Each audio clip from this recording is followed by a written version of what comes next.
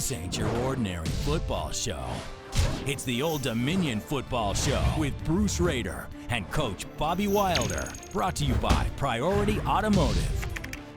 The only thing certain about college football is that nothing is certain. Coaches preach to their players and their fans that on any given Saturday, any well-coached team can play above their heads and give you a fight. And since 1842, the Citadel has produced some of our nation's toughest and most disciplined fighting men. But what was their secret weapon last Saturday night, and are the Monarchs ready for Albany? Let's find out. The Old Dominion Football Show starts now.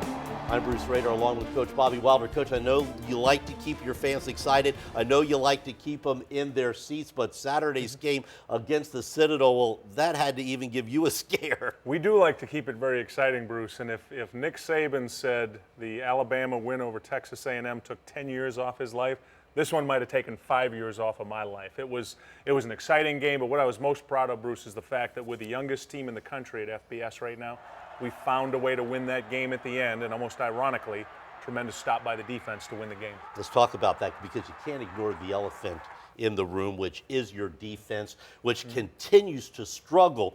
And I guess maybe that's an understatement. And with the exception of that last stop, which you talked about, that was encouraging, but how do you improve the D? Well, the number one thing we've got to do, Bruce, is we've got to stick to our plan first and foremost. As I've said to the kids, we can't let what's happening on the outside influence what's happening on the inside. We've got a brand new defensive coordinator in Rich Nagy, who's proven.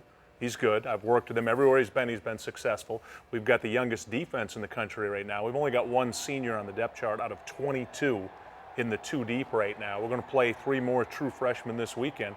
We're going to play the youth. We're going to stick to playing the youth. We're going to get better, and the philosophy is to win now, but to also build for our future in Conference USA. Now, the most talked about aspect of the game from last Saturday was your special teams play, a blocked punt, and especially those 3 onside kicks. Yeah, there was a lot going on in this game, Bruce, particularly in the second half. And the block punt, we've got a freshman punter. We've got 9 new starters on the punt team. We got it worked out this week in practice. That's fixed. We also had a fumbled kickoff return. Had one of our freshmen back there who fumbled one that led to a touchdown. So we had a couple turnovers on special teams. The onside kicks, we got the first one, led to a score. Got the second one, led to the score. I've been asked a lot about the third one. Why do the third one? Well, at that point, there was 3 minutes, 30 seconds left in the game. I felt like if we recovered it, we were going to win. If they recovered it and we stopped them on defense, we were going to win. And if they recovered it and scored, there would still leave enough time left on the clock where we could come back and score and win. And sure enough, when they scored, Bruce, it made the score 59-58 us. Minute 30 left, I still had 1 timeout. Now, our defense stopped them on the 2, but if they don't, we still had time to win the game, and that's why I decided to do that. Yeah, but to the fans, it makes it look like you have no confidence in your defense. Well, I've always said to the kids, and I'll say this as long as I'm a coach, whatever it takes to win the game, that's what I'm going to do. It's not about who do you have confidence in, what wins the football game, and we all felt as a coaching staff that was the best way to win. That's what happens in big-time college football. Happens anywhere.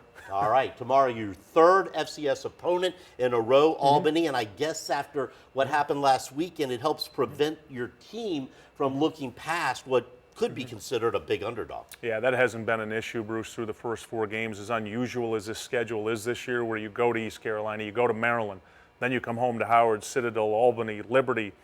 We've had a motto since we've started this program, and when it comes to an opponent, respect all, fear none. That's the same approach this week. As I explained to our players, Albany is moving to the CAA, the league that we just left. They were 9-2 last year, good football team. So our approach has to be the same, particularly with all the new players we're playing. Every week we've got to find a way to get better. You've been coaching for many, many years. Is the parity in college football on all levels getting a little closer? Wow, is it ever? It's amazing when you look at it and you see the scores of games and what's happening with games, whether it's Old Dominion playing East Carolina when it's our first game as an FBS team, or the Citadel coming here and playing us the way it's did. It's every weekend, Bruce, and I think that's what makes college football so exciting. All right, Taylor Heineke, real quick, 363 yards, 3 touchdowns. We've come to expect those kinds of numbers from him. Yeah, and what you're seeing, Bruce, is you're seeing where you've got an offense with veteran players. You've got 3 NFL prospects in the O-line. He's never sacked. You've got veteran players at wide receiver that catch all the passes, good running backs. So as good as Taylor's been, what a supporting cast he has right now. Speaking of the offensive line, we're going to get a little scouting report later on Albany, right. But a big part of Taylor's success has been the offensive line. Yeah. And Chris Reckling tells us that a big part of the line's success is the play of big senior Jack Lowney. They score and score and score some more. It's always receivers, running backs, and quarterbacks who get all the glory.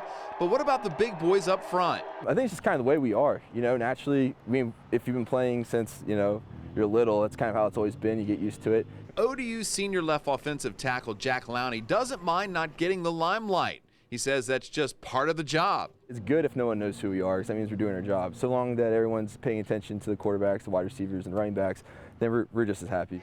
Lowney is one of the original Monarchs who came in 2009. He made his first start in 2010 and has been on the field ever since. In fact, this weekend will mark his 36th start for Old Dominion. Personally, it's great. It means a lot to be able to build something, from the ground up. And really, I'm looking forward to coming back in, years to come and, just be like being proud of what I've helped, start up and build here. Lowney's job is to protect quarterback Taylor Heineke, open holes for the running game, and it all starts pre-snap. I guess the first thing is just kind of analyzing the whole defense. As we walk up to the line, just check your levels, check the D-line, linebackers, and really look for the safeties, see if they tip us off with anything for blitzes. So it's just a lot of scanning, really. Just, mostly just thinking for like the first few seconds, and then get your play in and get ready to go. At 6'4", 300 pounds, the Pennsylvania native is a mountain of a man. While skilled players may get all the credit, Lowney would like for you to remember. Offensive linemen are the smartest players on the field. They really have to be on top of everything, because if we mess up, everyone's going to know. Chris Reckling reporting for the Old Dominion Football Show. Thank you, Chris. Coach, you've been in the business a lot of years. How does this year's offensive line stack up against others, and how does it shape up going into Conference USA next year? Yeah, it's clearly right now, Bruce, the best we've ever had. We've got 3 NFL prospects: Jack Lowney, who we just heard about, David Bourne, DJ Morel. We had scouts on campus that were there today, 2 scouts. We've had 24 scouts total on campus in August and September, and they're primarily there to see the offensive lineman. The future looks really good going into Conference USA. All right, very important still to come. Speaking of offensive linemen, as Coach just said, big DJ Morel is an anchor on the front line, but can he block Nathan Epstein in this week's 1-minute drill? Plus, Coach Wilder answers your questions in the Coach's Corner, and he also gives us his priorities of the game for tomorrow's 64th annual Oyster Bowl game against Auburn. Offensive lineman DJ Morel from Connecticut is one of your workhorses, Coach, and he's this week's victim of the 1-minute drill with Nathan Epstein. Back here, the 1-minute drill, we have big offensive lineman DJ Morel. And DJ, the first thing I got to ask is about the beard, man. How much you going to grow it out?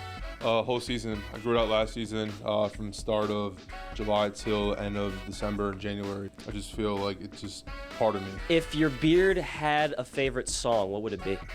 My favorite song, probably ZZ Top, Sharp Dressed Man from Duck Dynasty. Love that show. If you could be on that show, would you? Definitely, yeah. Those guys are awesome. Do you have a favorite pro team? New York Giants. Big Giants fan. Everything I do, I just always think about them, go online, look at the stats. Are you not a big Tom Brady fan? No, not at all. I hate New England.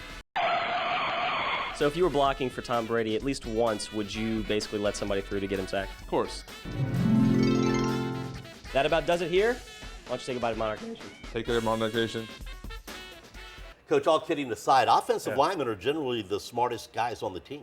Yeah, they have to be super intelligent, particularly in our system, Bruce, because we don't play with an edge, meaning there's never a tight end in the game. They are on the edge by themselves. We moved DJ from guard to tackle this year because of the fact he could handle the different blitz looks we see from there.